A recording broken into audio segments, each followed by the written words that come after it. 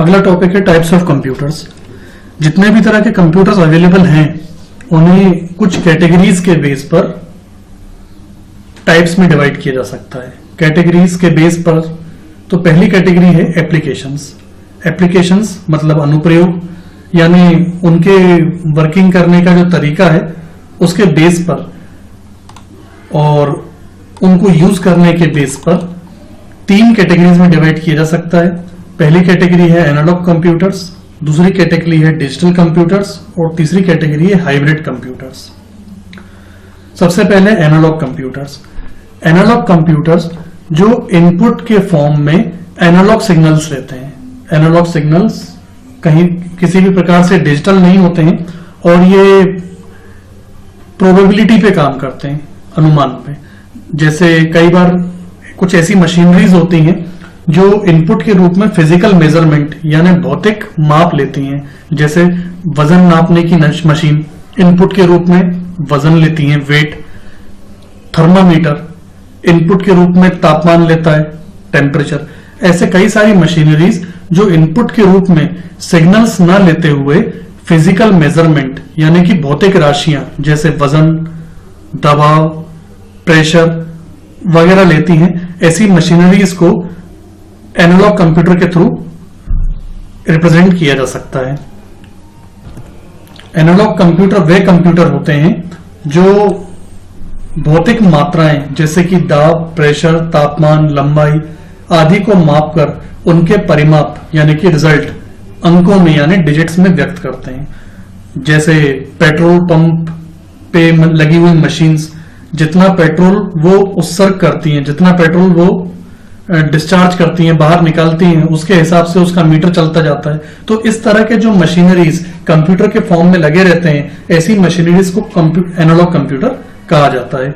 यूं समझ लिया जाए कि एनालॉग कंप्यूटर्स वो कंप्यूटर हैं जो डिजिट्स को इनपुट के रूप में ना लेते हुए अलग अलग मेजरमेंट्स को, अलग अलग राशियों को, अलग अलग तरह के माप को इनपुट के रूप में लेते हैं और फिर उसे आउटपुट के रूप में देते हैं।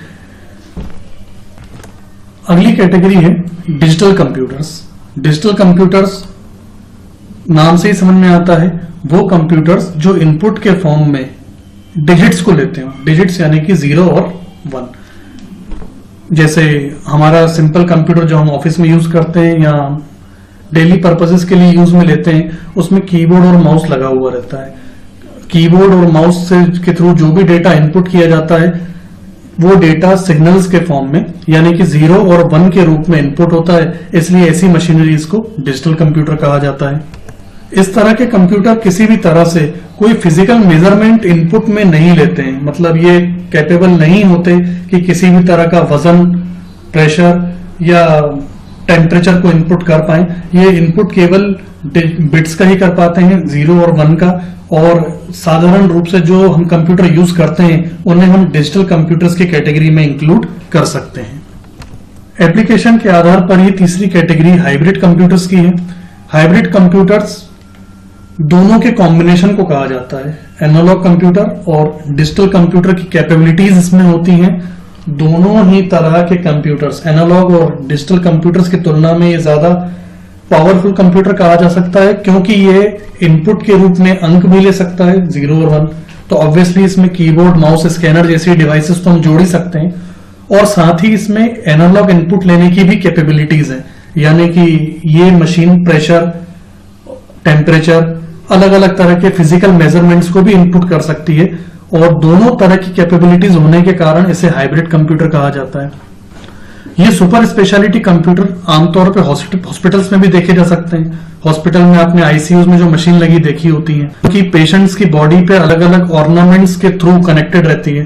तो पेशेंट्स की बॉडी से जो भी तरह के वेव्स या उसे रिसीव होते हैं, अलग अलग तरह के प्रेशर या जो भी टेम्परेचर उसे रिसीव होता है वो उसे भी लेने में कैपेबल होती है और साथ में डिजिटल सिग्नल्स यानी कि 0 और 1 को भी लेने में ये कैपेबल होती है। तो यूं कहा जा सकता है कि hybrid computer is the combination of both analogue computer and digital computer, and it is capable of taking both kind of inputs. It can take digital input as well as it is also capable of taking physical measurements like temperature, pressure, etc. तो applications के base पर पूरे computer systems को तीन ही categories में divide किया जा सकता है। पहली कैटेगरी एनालॉग कंप्यूटर्स, दूसरी कैटेगरी डिजिटल कंप्यूटर्स और तीसरी कैटेगरी है हाइब्रिड कंप्यूटर्स। जितने भी अवेलेबल कंप्यूटर्स हैं उन्हें यदि हम पर्पस के बेस पर, पर्पस यानी उनके उद्देश्य के आधार पर डिवाइड करें तो दो तरह के कंप्यूटर्स की कैटेगरी मानी जा सकती है। पहली कैटेगरी कहलाएगी जनरल पर्पस कंप्यूटर्स यानी सामान्य उद्देशीय कंप्यूटर। दूसरी कैटेगरी है स्पेशल पर्पस कंप्यूटर यानी विशिष्ट उद्देशीय कंप्यूटर। नाम से ही समझ में आता है जनरल पर्पस कंप्यूटर ये ऐसे कंप्यूटर हैं जिनमें अनेक प्रकार के कार्य करने की क्षमता होती है, लेकिन साधारण कार्य जैसे आपको लेटर्स वगैरह ड्राफ्ट करने हो, कुछ ऑफिशियल डॉक्यूमेंटेशन करना हो, एग्रीमेंट्स तैयार करने हो, एम्प्लॉयज की इंफॉर्मेशंस कलेक्ट करनी हो, एंटरटेनमेंट के लिए यूज में लेना हो, इंटरनेट चलाना हो, या यूं कहें कि ऑफिस में लगाए जाने वाले, घर में यूज किए जाने वाले, कॉलेजेस स्कूल्स में पढ़ाए जाने के लिए जिन कंप्यूटर्स का यूज लिया जाता है वो सारे कंप्यूटर सामान्य उद्देशीय कंप्यूटर कहलाते हैं। इसी के अपोजिट कुछ कंप्यूटर्स जो सामान्य उद्देश्यों से अलग हटकर कुछ विशेष प्रयोजनों यानी कि स्पेशल पर्पसेस के लिए ही यूज में लिए जाते हैं, उनको विशिष्ट उद्देश्य यानी स्पेशल पर्पस कंप्यूटर कहा जाता है। ये ऐसे कंप्यूटर हैं जिन्हें किसी विशेष कार्य के लिए तैयार किया जाता है। इनकी सीपीयू की क्षमता उस कार्य के अनुरूप होती है। इसका मतलब ये है कि इनकी कैपेबिलिटीज भी स्पेशल पर्पसेस के हिसाब से ही होती हैं। जैसे उदाहरणार्थ संगीत संपादन, मतलब अगर ऑडियो और म्यूजिक वगैरह की एडिटिंग करनी हो, इसके अलावा टीवी ब्रॉडकास्टिंग करनी हो, अंतरिक्ष विज्ञान यानी जो स्पेस साइंस के लिए अलग अलग ऑपरेशंस होते हैं, मौसम विज्ञान, वेदर की फोरकास्टिंग करना मतलब, और युद्ध के विमानों का संचालन करना वगैरह वगैरह, उपग्रह संचालन यानी सैटेलाइट्स को कंट्रोल करना, ये सारे ही ऑपरेशंस कहीं से भी जनरल पर्पस के यानी सामान्य उद्देश्य के नहीं कहे जा सकते। तो यूं कहा जा सकता है कि बड़े पर्पसेस के लिए, स्पेशल पर्पसेस के लिए जो कंप्यूटर्स यूज में लिए जाते हैं उन कंप्यूटर्स को स्पेशल पर्पस कंप्यूटर्स कहा जाता है। तो पर्पस के बेस पे जितने भी कंप्यूटर्स हैं उन्हें दो कैटेगरी में बांटा जा सकता है। पहला जनरल पर्पस कंप्यूटर और दूसरा स्पेशल पर्पस कंप्यूटर। यदि साइज को बेस माना जाए, साइज कंप्यूटर के साइज को यदि आधार माना जाए तो जितने भी तरह के कंप्यूटर्स हैं उन्हें बेसिकली चार कैटेगरीज में डिवाइड किया जा सकता है। पहला माइक्रो कंप्यूटर्स, दूसरा मिनी कंप्यूटर्स, तीसरा मेन फ्रेम और चौथा सुपर। यहां पर जिस ऑर्डर में ये चारों के नाम लिखे गए हैं, माइक्रो, मिनी, मेन फ्रेम और सुपर, उसी ऑर्डर से ही हमें इन्हें साइज का अनुमान लगाना है। यूं समझ लीजिए कि इन चारों में सबसे छोटा साइज माइक्रो का है, उससे बड़ा साइज मिनी का है, उससे बड़ा मेन फ्रेम और उससे बड़ा साइज है सुपर का। साइज के साथ साथ इनकी क्षमताएं भी, इनकी कैपेसिटी भी इसी ऑर्डर में बढ़ेंगी। मतलब इन चारों में से सबसे कम कैपेसिटी है माइक्रो की, उससे ज्यादा कैपेसिटी है मिनी और फिर मेन फ्रेम और फिर सुपर। ऑब्वियसली इनके प्राइजेस भी इसी ऑर्डर में ही बढ़ेंगे, यानी कि चारों में से सबसे कम प्राइस माइक्रो का है, उससे ज्यादा प्राइस मिनी का, उससे ज्यादा मेन फ्रेम और फिर उससे ज्यादा सुपर कंप्यूटर का। यहां पर मैं एक बात बता दूं कि जो हम लोग जनरल पर्पस के लिए सिंपल कंप्यूटर्स यूज करते हैं, आप और मैं, या ऑफिस में, कॉलेज, स्कूल्स में हम जो कंप्यूटर्स देखते हैं वो माइक्रो कंप्यूटर्स की कैटेगरी है। यानी कि हम सबसे कम कैपेसिटी वाले सिस्टम्स को यूटिलाइज करते हैं अपने जनरल पर्पसेस के लिए। माइक्रो कंप्यूटर, तो इन माइक्रो कंप्यूटर्स को पीसी यानी पर्सनल कंप्यूटर के नाम से भी जाना जाता है। और जैसा मैंने आपको बताया कि माइक्रो कंप्यूटर घरों में, स्कूल्स में, कॉलेजेस में, ऑफिसेस में यूज में लिए जाते हैं और इंटरटेनमेंट वगैरह के लिए या मीटिंग्स वगैरह के लिए जो भी हम डॉक्यूमेंटेशन करना चाहते हैं वो इन कंप्यूटर्स पे करते हैं। यूजुअली जैसा मैंने आपको बताया कि सिंपल कंप्यूटर्स जो हम यूज करते हैं they all are considered as micro computers. इससे अधिक साइज के मिनी कंप्यूटर्स होते हैं और कैपेसिटी भी ऑब्वियसली माइक्रो से इनकी ज्यादा होती है और यूजुअली इनको नेटवर्क में यूज किया जाता है। जब दो या दो से ज्यादा कंप्यूटर्स को आपस में कनेक्ट किया जाता है तो कनेक्ट करने के बाद कई बार इसी आवश्यकता होती है कि इन कंप्यूटर्स को सर्वर के थ्रू कंट्रोल किया जाए। तब किसी मशीन को हम सर्वर तभी बना सकते हैं जब उसकी कैपेसिटी बाकी कंप्यूटर्स से ज्यादा हो। अब बाकी कंप्यूटर्स अगर माइक्रो हैं तो सर्वर की भूमिका में माइक्रो ज्यादा सक्षम नहीं हो पाएगा, ज्यादा कैपेबल नहीं हो पाएगा। तो जहां पर भी पॉसिबल हो पाता है, जिनका बजट ऐसा होता है, जिनकी कैपेबिलिटी हो बजट को लेकर, तो वो सर्वर के रोल में यूजुअली मिनी कंप्यूटर्स का यूज करते हैं। क्योंकि मिनी कंप्यूटर्स की कैपेसिटी माइक्रो कंप्यूटर से ज्यादा है, तो यहां पर नेटवर्क में इनका रोल एक सर्वर के रूप में अधिक सक्षमता के साथ किया जा सकता है। इन्हें छोटी या मध्यम स्तर की कंपनियां काम में लेती हैं। इस कंप्यूटर पर टर्मिनल जोड़कर एक समय में एक से अधिक व्यक्ति काम कर सकते हैं। यहाँ टर्मिनल जोड़ने का मतलब नेटवर्क बनाने से है कि एक बार नेटवर्क बनाने के बाद 2 या 2 से ज्यादा व्यक्ति भी इसके अंडर में काम कर सकते हैं। मिनी कंप्यूटर में एक से अधिक सीपीयू हो सकते हैं। इनकी मेमोरी और गति माइक्रो कंप्यूटर से अधिक और मेनफ्रेम कंप्यूटर से कम होती है। यहाँ पर हम मेनफ्रेम कंप्यूटर की बात इसके बाद करेंगे। ऑब्वियसली इसकी मेनफ्रेम की कैपेबिलिटीज इससे ज्यादा होंगी। फिलहाल मध्यम स्तर की कंपनियों में मिनी कंप्यूटर ही उपयोगी माने जाते हैं, क्योंकि इनका बजट ऐसा होता है कि यूजुअली इन्हें मैनेज किया जा सकता है। यद्यपि अनेक व्यक्तियों के लिए अलग अलग माइक्रो कंप्यूटर लगाना भी संभव है, परंतु यह अधिक महंगा पड़ता है। तो कोशिश ये होती है कि एक मिनी कंप्यूटर को सेंट्रल कंप्यूटर के रूप में लगाया जाए और बाकी मशीन्स उसको उसके साथ टर्मिनल्स बना करके उसका यूज करें। इसके बाद बात करते हैं मेनफ्रेम कंप्यूटर्स की। कभी ऐसी परिस्थिति भी होती है कि नेटवर्क का साइज काफी बड़ा होता है।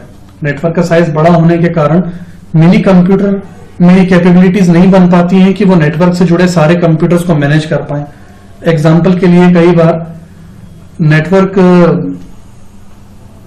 बार नेटवर्क सीमाओं से परे होता है। फॉर एग्जाम्पल अगर हम मोबाइल नेटवर्क की बात करें तो मोबाइल नेटवर्क में जितने भी मोबाइल्स यूज में लिए जाते हैं वो सभी क्लाइंट का रोल प्ले करते हैं।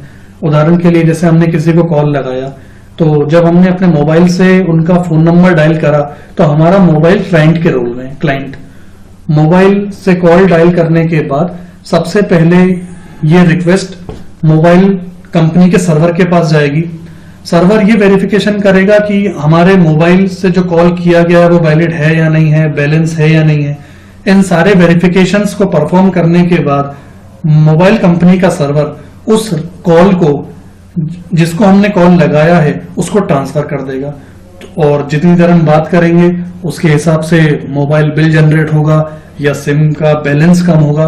तो ये सारे कैलकुलेशंस एक सर्वर के थ्रू ही किए जाते हैं। ऑब्वियसली ये सर्वर एक बड़े मोबाइल नेटवर्क को संचालित कर रहा है, तो यहां पर ऐसी हैवी मशीनरी की आवश्यकता होती है जो इतने सारे मोबाइल्स को मैनेज कर सके। तो यहां पर मिनी कंप्यूटर के बजाय बहुत ज्यादातर यूज में लिया जाता है मेनफ्रेम कंप्यूटर। कहने का मकसद केवल यह है कि मिनी कंप्यूटर की तरह ही मेनफ्रेम कंप्यूटर का भी बहुत ज्यादातर यूसेज नेटवर्क कंट्रोल करने के लिए किया जाता है। लेकिन जहां पर नेटवर्क का साइज काफी बड़ा हो और जहां पर क्लाइंट्स की संख्या भी बहुत ज्यादा हो, तो ऐसे नेटवर्क को मैनेज करने में मिनी कंप्यूटर संभवतः फेल हो जाता है और उसमें इतनी कैपेबिलिटी नहीं होती कि वो इतने बड़े नेटवर्क को मैनेज कर पाए। तो केवल उस परिस्थितियों में बड़ी सक्षम कंपनीज मेनफ्रेम कंप्यूटर्स का यूज करती हैं। तो मेनफ्रेम कंप्यूटर यहां पर कॉस्ट के लिहाज से, साइज के लिहाज से और कैपेसिटीज के लिहाज से मिनी से भी ज्यादा पावरफुल है और माइक्रो से तो खैर इसकी कोई तुलना है नहीं। साइज के बेस पर जो चौथा कंप्यूटर हम कंसिडर करते हैं वो है सुपर कंप्यूटर। ऑब्वियसली नाम से ही हमें समझ में आता है यहां पर कि ये सबसे ज्यादा हैवी कॉन्फ़िगरेशन वाले कंप्यूटर सिस्टम्स हैं और अभी तक ये प्राइवेट पर्सपेक्टिव में यूज में नहीं लिए जाते हैं। केवल गवर्नमेंट के ही अधीन इनका प्रयोग किया जा रहा है। लगातार इन पर डेवलपमेंट भी चल रहा है और किसी भी तरह से प्राइवेट सेक्टर में अभी ये अवेलेबल नहीं है। कैपेसिटी के हिसाब से बहुत ज्यादा हैवी माने जाते हैं और बहुत स्पेशल पर्पसेस के लिए ही इनका प्रयोग गवर्नमेंट के द्वारा किया जाता है।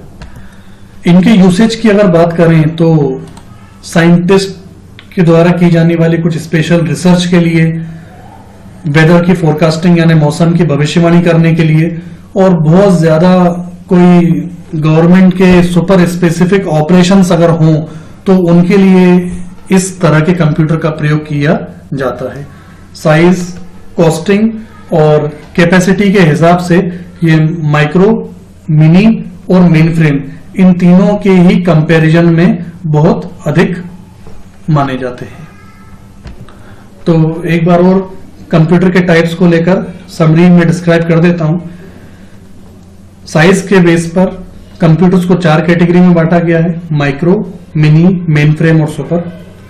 पर्पजेस के बेस पर कंप्यूटर्स को 2 कैटेगरी में रखा गया है, जनरल पर्पस कंप्यूटर और स्पेशल पर्पस कंप्यूटर।